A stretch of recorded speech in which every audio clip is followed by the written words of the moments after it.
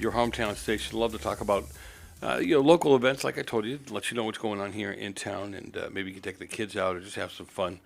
It's a great city to live, work, and play in. I've got Jim Rickard with me here from the Masters University. He's the interim athletic director and men's soccer head coach. And Jim, thanks for being with us. Yeah, my pleasure. All right, so you've got, I was joking with you during the break that you've got a team coming down from Oregon tomorrow night. Yeah, we're playing a team called Oregon Tech. Okay. Quality program from up there in the Klamath Falls area. So playing them tomorrow night, 8:30 at COC. Had to move the game because of the unusually crazy week, the weather, 108 degrees. So practice out there 2:30 every day. So that's why I'm nice and tan.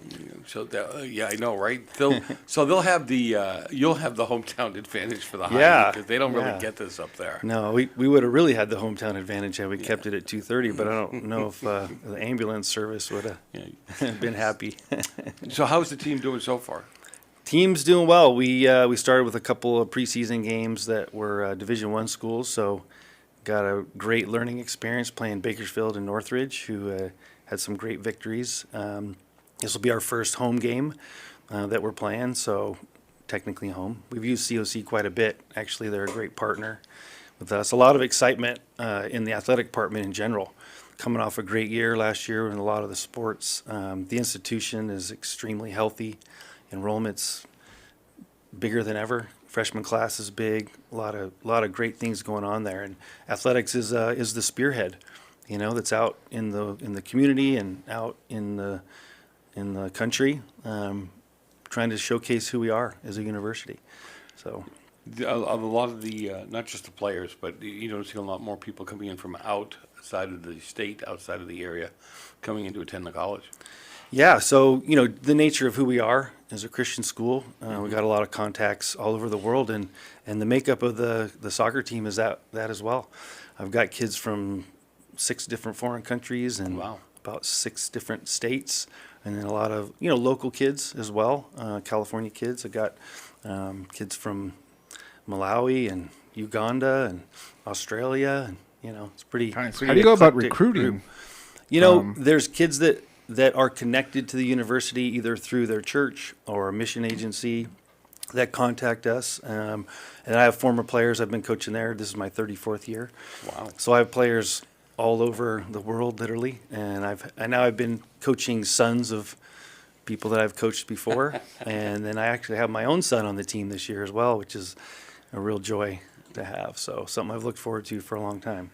Yeah, the sports program over at TMU is pretty robust, isn't it, overall? It really is. And a lot of that is because of the niche of who we are attracts kids that really want to come there. And then the investment of the university, athletic programs are not cheap, travel and a lot of travel and scholarshiping and getting quality kids out there. So yeah, it's a great university to work for and work with. And hence why I've been there for so long. Yeah, how many years did you say? This is my 34th year. Wow. Yeah. God. So God bless you, man. I mean, that's a long time to do that kind of work, and you probably touch a lot of lives of a lot of young students who may or may not be having issues in their lives and move on to do some great things. I have a lot of stories of different individuals, a lot of really good stories, and some tough stories as well. Like any situation, I'm carrying 30 people a year over 34 years is a lot of people. I have a lot of law enforcement, FBI, CIA, Really? firemen, obviously pastors, missionaries, accountants, CPAs, just the whole gamut. Guys that are doctors and lawyers and just trying to be a part of their life. Politicians? City politicians? Politicians, I'm sure there's a few. I don't know at this time of year. I don't know how much they admit it, but no, a lot of kids all over, and it's been a joy for me to be a part of it. So. Yeah, well, the other thing about team sports is they truly do teach you how to work together. Yeah. How to rely on each other. Yeah. Long term, it's not a one-time shot. It's one game and it's over. I mean, how many games a year do you guys play?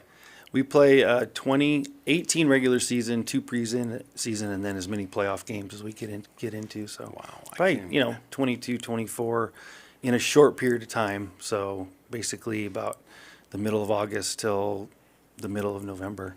We're playing 2 games a week. Fantastic. You know. Yeah, you said 2 you've been games a week. Two games a week. Mm-hmm.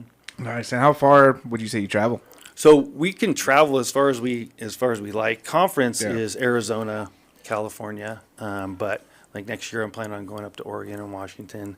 We have a lot of teams that are going back to Texas. I've been literally all over the United States and all over the world too on mission trips, but with soccer teams. But there's really no limit on where we could go other than our budget. Right. And, speaking of your history with the team, how have you seen the program grow and the athletic program grow at TMU? Yeah. Well, it's grown in a few ways. I think continuing with the investment in the institution athletically is important, and we've really grown a donor base. Obviously, over 34 years, I've either coached or played with, and I went to school in '86 and played there. So since 1986, I've either played with you or I've coached you. So we have a really incredible donor base, that really loves the impact in their lives, and they want to turn around and give that to other people. And we have that in really a lot of our sports. There are a few sports that we have some new coaches, but the donor base is still there. And that's been big. I would say the number of players that play, back when I played, there were good schools, but not everybody was good. Now everybody is good because so many people are playing especially soccer. So kids want to stay close to home, and you can grow a program even with local kids. So there's soccer is one of the biggest sports, and obviously it is the biggest in the world, and it's growing in America. I've seen just tremendous growth. I do a summer camp, have over 450 kids in 3 weeks in my summer camps, local kids, basically 6 to 13 years old. And if we did more weeks, I think we would fill all those camps as well. So You drive around here on the weekends, and every school it's got a soccer game, soccer practice, something going on at one of the fields. yeah, Again, I'm not a big sports guy. I'll admit that up front. I grew up with the Boston Patriots. Nobody, they couldn't win if the other team didn't show up. Right. That's how bad they were at the time. And then with the Red Sox, they were cursed forever and ever and ever. But soccer, when did it actually take off? And you've been doing this for 32 years. Yeah. I don't remember soccer as a kid growing up as being anything that was. When I started playing, all the dads were baseball people, my dad included, and he always wanted me to play baseball. But it's the sport you can play at the youngest age because you can run around and kick a ball. It's a little bit hard to catch and throw at 4 and 5. But back then, I kind of called myself a team or a sport without a country at that time because we weren't really respected in the U.S. But as time's gone on, we've grown that in a huge way. I think that happened in the '94 World Cup, especially when we hosted. I went to a lot of the games at the Rose Bowl, and I think it sort of legitimized it being from a lot of international parents that came to the States and their kids were playing to now American kids were playing. That was a pivotal time, and then we got the MLS through that, so we got our own professional league, and I think that's when it really took off. So it's always been big, but in Big different there. groups, yeah. But you kind of feel like it started to really take off. Yeah, and even late here, it's 90s. not as respected nearly as it should be. Obviously, they call it the big three, baseball, football, basketball.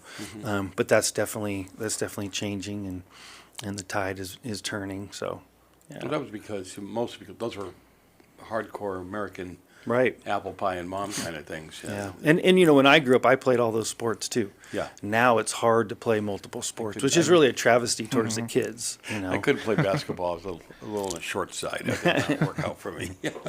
You're right. Baseball and football was the way to go. All right. How do people find out more about the college and about the sports program? Well, you can go to either masters.edu for the institution or gomustangs.com for all the athletic information and all the teams, and you can just click on a calendar and it shows all the games coming up, and people can come out and support and find their niche as far as we have swimming and golf and cross country and track and both basketballs and men's and women's volleyball and baseball, men's and women's soccer, and I'm sure I'm missing a few, but we've got a lot of opportunities to come and I've been and to the watch. volleyball matches over there in the gym, and I don't know. I can't keep up with them. They have 2 games going at one time. Yeah. And it's like, Our men's volleyball team made it all the way to the finals. The NAIA would be one of our first team national champions, and I think they retooled this year and they're ready to make that run again. Oh. So it's exciting.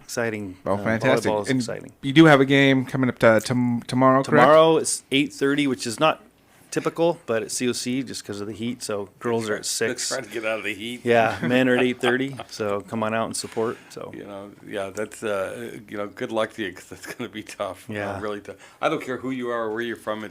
I remember again growing up in Boston, some of the games that took place in August where the humidity was out of control, and you could tell that the teams that weren't from there weren't used to playing, and that were really having a hard time doing it. And this is excessive heat. We haven't seen this in a little bit. at least we don't have the humidity. But anyway, all right. Well, listen, God bless. Keep up the good work. And Thank you. I'm sure you're affecting a lot of lives, and that's a big deal. Well, I in appreciate today's that. world, especially, that's Yeah. a big deal. That's the goal. Yep.